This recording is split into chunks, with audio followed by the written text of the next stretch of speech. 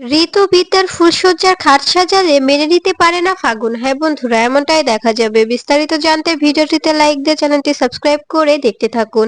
গল্পের শুরুতেই দেখা যাবে ঋত এসে বিদ্যাকে বলে, বিদ্যা আমি তোমার ভাত কাপড়ের দায়িত্ব নেব। তখন দেখা যায় বিদ্যা মনে মনে বলতে থাকে, তুমি তো আমার ভাত কাপড়ের দায়িত্ব অবশ্যই নেবে, কিন্তু সেই দায়িত্বটা কি আমি আদৌ তোমাকে দেব?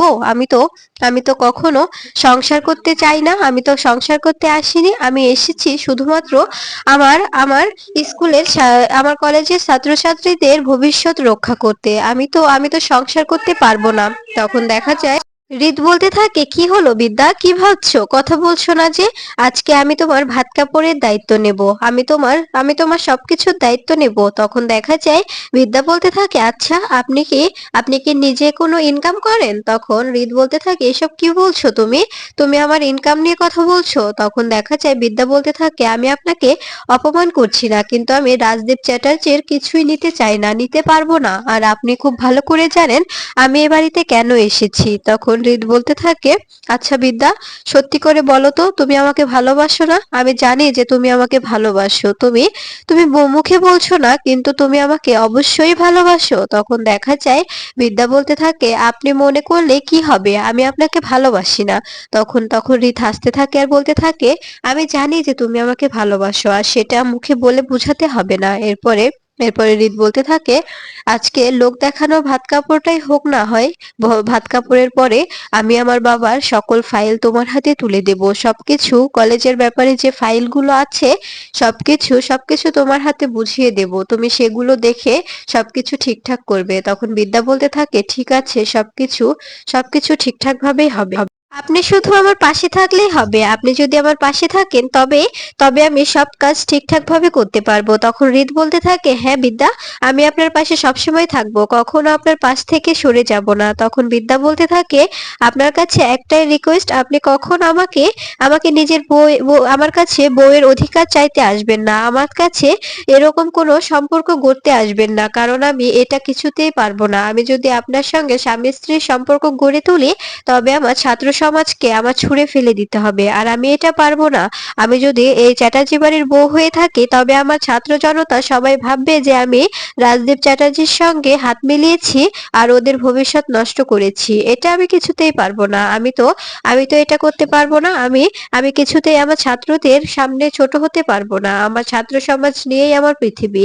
আমার ছোটবেলায় মা হারিয়েছি, তারপরে বড় হয়েছি বাবা মা ছাড়া, বাবা থেকেও না থাকার মতোই ছিল। আমি আমার ছাত্রদের নিয়েই সবসময় ভালো থেকেছি, তাই আমি ওদের হাত কখনো ছাড়তে পারবো না। জানেন, আমার জন্য রায়া নিজে গুলি খেয়েছিল, তারপরে অঞ্জলি আমার জন্য মেয়েটা নিজের পা হারিয়ে ফেলেছে। আমি কি করে ওদের সঙ্গে বেইমানি করি বলুন তো? তখন রিত বলতে থাকে, আমি তোমার কাছে কখনো জোর করে ভালোবাসা চাইবো না। তুমি যদি নিজ ইচ্ছায় কখনো আমার কাছে আসো তবে আমি তোমাকে কাছে টেনে নেব, তার আগে আমি তোমার কাছে কিছুতেই যাব না। তখন বিদ্যা বলতে থাকে, এই কাজটা কখনোই হবে না, আমি সংসার করতে পারবো না। আমি সংসারী হলে তবে আমার কলেজের কি হবে? তখন রিত বলতে থাকে, সংসারী হলেও কলেজ সামলানো যায় বিদ্যা। তুমি যদি আমার সংসারে রমণী হয়ে থাকো তবে তোমার আরো কলেজটা ভালো থাকবে, কারণ তুমি রাজদেব চ্যাটার্জিকে সবসময় মোক্ষম চাল দিতে পারবে। তখন দেখা যায় বিদ্যা বলতে থাকে, পরের ব্যাপার পরে বোঝা যাবে, এখন ভাত কাপড়ের অনুষ্ঠানটা শুরু করতে বলুন। এরপরে দেখা যায় বিদ্যা রিতকে বলতে থাকে, আচ্ছা রাজদীপ চ্যাটার্জি আর কাশ্যপ ব্যানার্জি বাড়িতেই আছে তো? তখন দেখা যায় রিত বলতে থাকে, থাকবে না আবার? যে ভয় দেখিয়েছো, তুমি যদি আবার কলেজে যাও সে ভয়ে ওনারা এখানেই আছে। তখন দেখা যায় বিদ্যা বলতে থাকে, ওখানে ওখানে উনি উনি কপিল ব্যানার্জি, শ্রাবণ ব্যানার্জি, নিপুণকে এদেরকে পাঠিয়েছে, তারপরেও কিছু করতে পারবে না। ওনারা গেলেও কিছু করতে পারবে না, কারণ ওদের সামনে থাকবে প্রফেসর বিদ্যা ব্যানার্জি। এই বিদ্যা সবসময় আমার ছাত্রদের পাশে ছিল আর পাশে থাকবে। আমি কিছুতেই এই পিসিসিআই কলেজটা ভাঙতে দেব না, যতই চেষ্টা করুক ওরা, কিছুতেই পিসিসিআই কলেজের একটা ভিতও নড়বে না, একটা ইটও খসবে না। তখন তখন রিত বলতে থাকে ওরা কিন্তু প্রাণপণ চেষ্টা করছে এই পিসিসিআই কলেজটা ভেঙে নতুন করে একটি একাডেমি তৈরি করতে। এটা কিন্তু কিছুতেই হতে দেওয়া যাবে না। তখন তখন দেখা যায় বিদ্যা বলতে থাকে অবশ্যই হবে না, কারণ কারণ এই পিসিসিআই কলেজের ভিত ধরে আছি আমি। এটা কিছুতেই ভাঙার মতো নয়। আমার পাশে আছে বড়বাবু, আমার ছাত্র সমাজ। তখন দেখা যায় রিত বলতে থাকে আমিও তোমার পাশে আছি বিদ্যা, আমিও চাই যে এই কলেজটা এভাবেই থেকে যাক আর কলেজের পরিচালনায় থাকো তুমি। তখন তখন বিদ্যা বলতে থাকে আমি প্রফেসর আছি, প্রফেসরই থাকতে চাই, পরিচালক হতে চাই না। তারপরে কলেজটা কিছুতেই ভাঙতে দেব না আমি। এরপরে দেখা যায় রিতের মা এসে বলতে থাকে কি ব্যাপার বিদ্যা, তুমি তো ভাত কাপড়ের অনুষ্ঠানটা করবে তাই না, নিচে এসো, ভাত কাপড়ের অনুষ্ঠানটা শেষ করি, লগ্ন তো বেয়ে যাচ্ছে তাই না। তখন দেখা যায় রিত বলতে থাকে হ্যাঁ মা, আমি বিদ্যাকে নিয়ে আসছি, তুমি যাও। এরপরে দেখা যায় রিতের মা চলে গেলে তখন রিত ও বিদ্যা নিচে চলে আসে, আর সেখানে এসে কাশ্যপ ব্যানার্জি আর আর রাজদীপ চ্যাটার্জির সামনে বলতে থাকে কি ব্যাপার মিস্টার রাজদীপ চ্যাটার্জি, আমি তো ভাত কাপড়ের থালাটা নেব আপনার থেকে, কারণ ভাত কাপড়ের দায়িত্বটা তো আপনি দেবেন আমাকে তাই না। আপনার এত সম্পদ, এত এত অর্থ সম্পদ, সেগুলো তো আপনার তাই না, আপনার ছেলে তো আপনার কোম্পানিতেই চাকরি করে, আপনার ছেলে তো নিজস্ব কোনো ইনকাম নেই, তাই আমি আপনার থেকে ভাত কাপড়ের থালাটা নিতে চাই। তখন সবাই অবাক হয়ে যায়, আর কাশ্যপ ব্যানার্জি বলতে থাকে এসব কি বলছো বিদ্যা, শ্বশুর মশাইরা কি কখনো বৌমার ভাত কাপড়ের দায়িত্ব নেয়, শ্বশুর মশাইরা কখনো এরকম কাজ করে না, এটা এটা স্বামীদের কাজ, স্বামীদেরই করতে দাও, রিতকেই করতে দাও। তখন দেখা যায় তখন ভাত কাপড়ের থালা নিয়ে পরের দিন ফুলসজ্জার ব্যবস্থা করলে, ফুলসজ্জার খাট সাজালে, বিদ্যাকে ফুলসজ্জার খাটে নিয়ে গেলে এটা দেখে মেনে নিতে পারে না ফাগুন। ফাগুন চিৎকার করে বলতে থাকে এটা আমি কিছুতেই হতে দেব না, রিত শুধু আমার। দিদি, তুই তো বলেছিলি যে তুই তুই রিতকে আমাকে দিয়ে দিবি, তবে তুই কেন ওর সঙ্গে ফুলসজ্জার খাটে বসছিস। তখন দেখা যায় বিদ্যা বলতে থাকে বিয়েটা তো আমার সঙ্গে হয়েছে ফাগুন, তবে তোকে কি করে আমি ওর হাতে তুলে দিই বলতো। তখন দেখা যায় ফাগুন বলতে থাকে বিয়েটা কিন্তু আমার সাথে হওয়ার কথা ছিল, মাঝখান থেকে তুই এসে আমাদের বিয়েটা সে ভেঙে দিয়েছিস, তাই আমি এটা মেনে নেব না। তখন তখন রিত বলতে থাকে আচ্ছা ফাগুন, তোমাকে কতবার বলবো যে আমি বিদ্যাকে ভালোবাসি, তোমাকে আমি ভালোবাসি না, তুমি তো আমার শালিকা তাই না, তাই শালিকা শালিকার মতোই থাকো। তখন দেখা যায় ফাগুন ভেঙে পড়লে এটা দেখে কান্নায় ভেঙে পড়ে ফাগুনের মা। ফাগুনের মা বলতে থাকে বিদ্যা, তুই কাজটা মোটেও ঠিক করলি না, তোর জন্য আমার মেয়েটা তার জীবনটা নষ্ট করে ফেলছে, আমার মেয়েটার জীবন নষ্ট হয়ে যাচ্ছে। তখন রিত বলতে থাকে শুনুন, আমি আপনাকে একটা ভালো সাজেশন দিই, আপনার মেয়েকে ভালো ছেলে দেখে একটি বিয়ে দিয়ে দিন, দেখুন ও ঠিক হয়ে যাবে।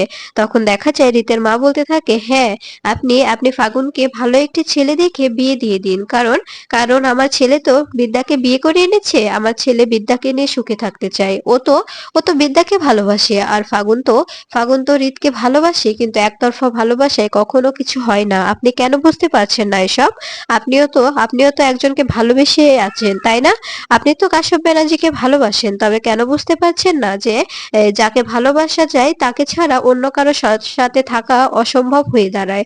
তখন রিতের মা বলতে থাকে আপনি আপনি এই কাজটা করে ফেলুন, দেখুন আপনার মেয়ের ভালো হবে, আপনি আপনি বিয়েটা সেরে ফেলুন। তখন দেখা যায় রিত বলতে থাকে এখন যদি আপনারা এখান থেকে যান তবে আমি খুশি হব। তখন ফাগুন বলতে থাকে আচ্ছা বোন, তোকে তো আমি বলেছি যে রিত চ্যাটার্জিকে আমি তোর কাছেই দিয়ে দিব, তারপরেও তুই কেন মেনে নিতে পারছিস না। তখন ফাগুন চিৎকার করে বলতে থাকে কিভাবে দিবি, তুই ফুলসজ্জা করবি, আমার বরের সঙ্গে ফুলসজ্জা করবি, আমার বরের সঙ্গে ভাত কাপড়ের অনুষ্ঠান করবি, সবকিছু করে আমাকে দিবি। তখন দেখা যায় বিদ্যা ফাগুনকে থাপ্পড় মেরে বলতে থাকে ছি, তুই এতটা নোংরা, তুই এতটা এতটা বাজে কথা বলতে পারিস, আমি কখনো ভাবতে পারিনি।